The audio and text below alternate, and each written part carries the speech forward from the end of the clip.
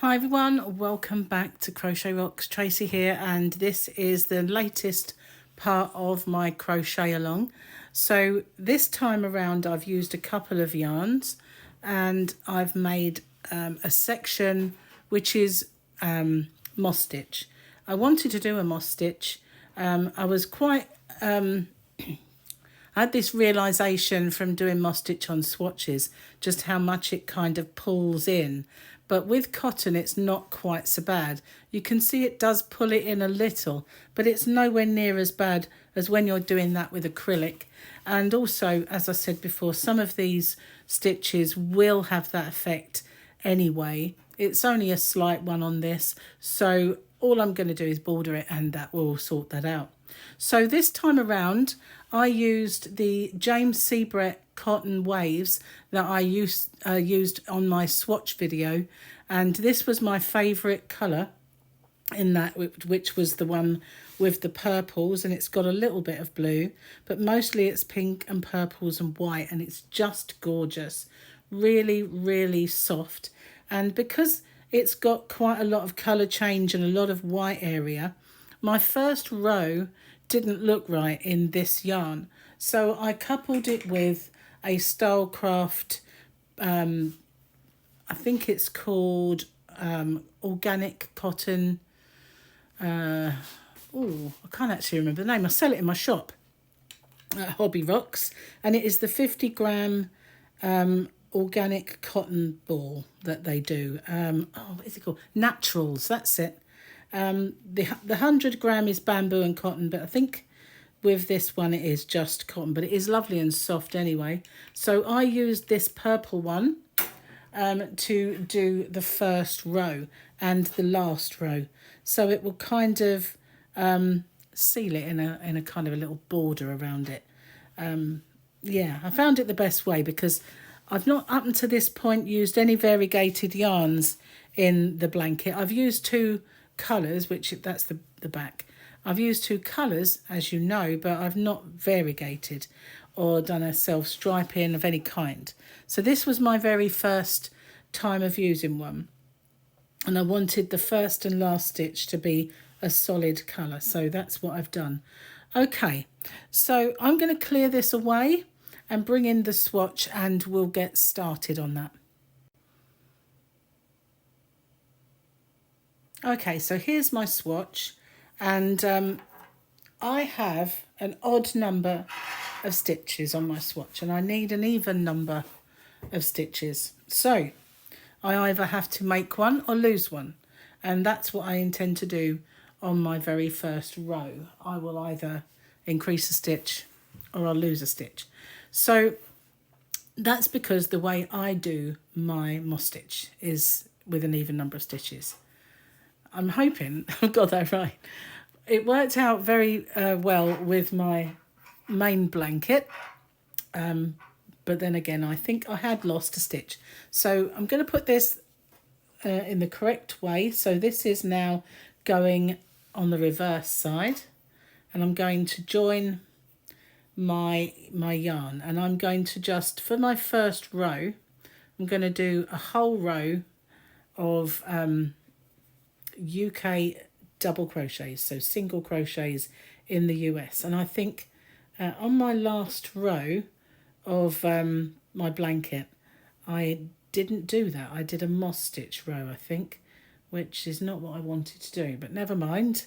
I wanted this row and the last row to be the same. So I'm just going to do one in every stitch, and then at some point along this row, maybe now, I'm just going to increase one. So then I hope I will have the right amount of stitches.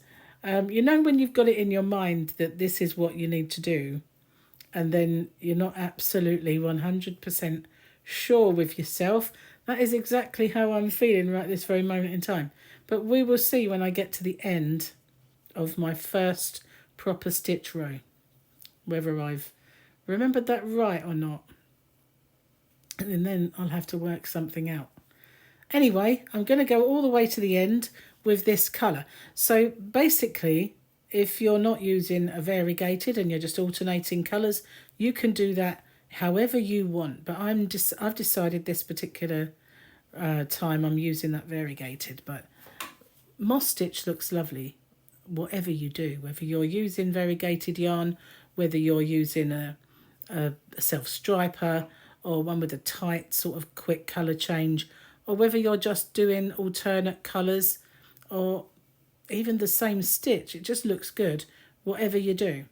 Okay, so as I've been cackling away, we're almost at the end. There's little point in pausing it, so I'll just carry on with you until I get to the end of this row. And I suppose it would have been more sensible to put that increase in the middle, or I could have decreased, but never mind, I did what I did, and I'm just hoping it's right and I've not, gone a bit wrong. Okay, nearly there. And what I've done is I've ended off every single time I've come to a new colour. I'm going to do the same with this one. Okay, so I'm going to join my yarn. Now this this stitch does not give me a good kind of foundation to hide my tails in, so I'm just going to leave them hanging and sort them out later. Okay, so in my first stitch, it's off work over the first one, we'll just do, as usual, a UK double crochet, single crochet in the US, double crochet in the UK, and we're going to chain one, and we're going to skip one, and we're going to put another double crochet in there. We're going to chain one, we're going to skip one, and then we're going to repeat that all the way to the last couple of stitches. Nice and easy. Chain and skip one. As you can see, there's an awful lot of white in this section, which is why I didn't like to start this in the actual yarn, because I wanted the whole row to be like a foundation. Okay, so that's all we're doing. I'm going to pause the video, then I'll catch up with you when I get to the last few stitches in this row. Okay, so we're at the final part, and our beginning and end of row will always be the same, and this is why I like it to be an even number, so that at the end we can chain one, skip one, and go into this one, and then we have one more to do, so we place another double crochet in there. And then we can turn our work. It's a lot easier to turn this than it is the actual blanket. That's getting quite a size to turn. Okay, so now we have 2 stitches before our first chain space, and that's why I like to do it this way. So the beginning of our row and the end of our row will always be the same. Okay, so I'm going to do one in my very first stitch, and I'm going to chain one, skip over and go into the chain space and do a UK double crochet. Chain one, skip over into the next chain space and do a double. That's how I do my moss stitch. Now I know a lot of people don't teach it that way, and they will do a 2 chain at the first stitch. I don't like that. I always find that a little bit difficult to know where you're up to. A little bit of yarn bath is encroaching. That's it. So we're going to carry on with this all the way to the end. When we get to the last couple of stitches, I will meet up with you again and show you how to end the row.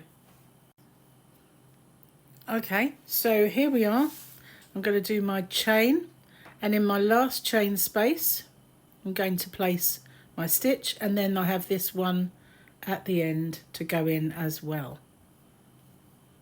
So we'll always end with 2 stitches, and we'll always start exactly the same way. So we're going to turn our work, and Gary has just pulled up in the driveway, which I didn't expect. So I'm going to place one in the first. As you notice, I don't do a chain.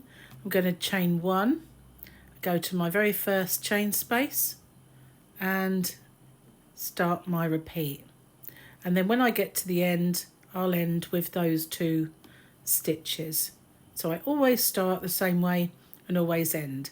That way I know exactly where I am and I don't get confused with all that chaining at the beginning or any of that. So again, I'm going to pause it and I'll catch up with you when I get to the end of this row, and we'll just do a few more together. Okay, so I'm again at the end, into the chain space, into the last stitch. Nice and simple, and that's it. So I'm going to do a couple more rows and then I will do the ending off part, because there's really not much else to show you.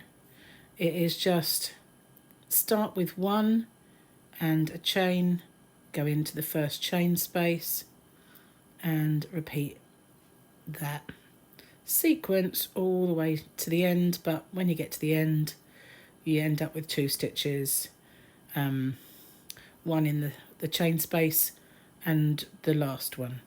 So that's my version of the moss stitch, nice and simple. So when it comes to my actual blanket that I have done, that section, I've just kind of thought about that last row and I'm not happy with the last row. I started this with a full row of UK double crochets and I started that as well the same way, but when I ended off with a moss stitch row, carrying on in that purple colour with the moss stitch. So I'm going to undo that last row and replace it. So I'm 1 in the last chain space, 1 in the end stitch. Make sure I get the 2 loops. Okay, so basically I'm just going to end that colour. Really need to do very much more of that, and bring back this colour. Okay, I did 20 rows of moss stitch and 1 foundation row and 1 end row, so that's 22 rows altogether. I wanted it to be kind of, sorry, didn't mean to bash you. I'm trying to get this blanket in. It's so big now, it's not that easy. So that is what I did. I did 20 of the actual moss stitch rows, but as you can see I did a moss stitch on that final row, and I thought at the time it doesn't look the same. I guess I could leave it, but you know, there's that little perfectionist part of my brain that's saying undo it and do it properly, woman. So that's probably what I shall do, just repeat that last row, and we're finishing on a wrong side row, so when we start we'll be on the right side. Goodness gracious me, but that's what we're doing anyway. So as you can see, I've done a lot less of this colour than the green one below, but the next one I do is going to be a thinner band because I quite like the different sizes in these in the striping. So that's what I'm going to do anyway. So I'm just going to bring in the solid colour again, and we're going to end off a whole row with that. So again, I can work over the tail because I'm doing I'm not having all those chain spaces, which you know, cause the issue really. So now I'm doing that, and I'm going to, I would normally chain there, so I'm going to go into that stitch and into my chain space, into my stitch. Thought I'd get in a parcel then, and into the chain space and into the stitch. So that's, I'm going to repeat all the way to the end of the row, so it kind of ends the way it started. I just need to undo that and make it, it's so much nicer. So much nicer with both. And if you wanted to, if you're using a variegated, you could bring in this throughout it and stripe a little bit. So, but just be careful when you're doing it that you're not going to be in the chain space vibe and miss stitches, because we need to make sure we go in all of them. I do have a parcel. Okay, so I'm just going to pause the video a moment. I'll come straight back to you. Sorry about that. I had Amazon.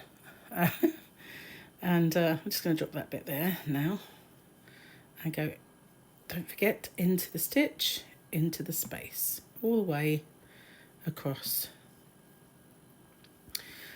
Having seen how this looks, I wish I'd done the striping now, but there's always a bit later on bringing that sort of thing in, so I haven't lost the opportunity.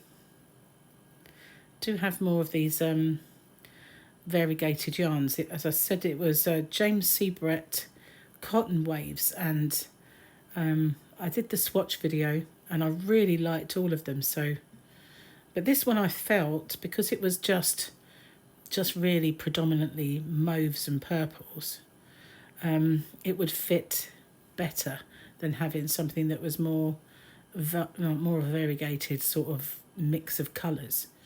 It would be easier to put into this blanket than some that are kind of very, very colourful. Okay, so almost there at the end. I was just checking something there, sorry. If you wondered why I went a bit silent. So I'm in my last chain space, now I'm in my last stitch. Okay, do my chain, cinch it down, snip off and pull it out. So that's this section, but obviously you can make this section as wide as you want, and you can bring in striping. I really wish I had, to be honest with you. I really like that. So here we are. This is how mine looks, and that's how big it is with the 20 rows of moss stitch and 2 rows of sort of border on it, if you like, before and after. So what I'm going to do now is put that right, and then I'll see you again on the next one, on the next installment. Thanks for watching. Take care. Bye bye for now.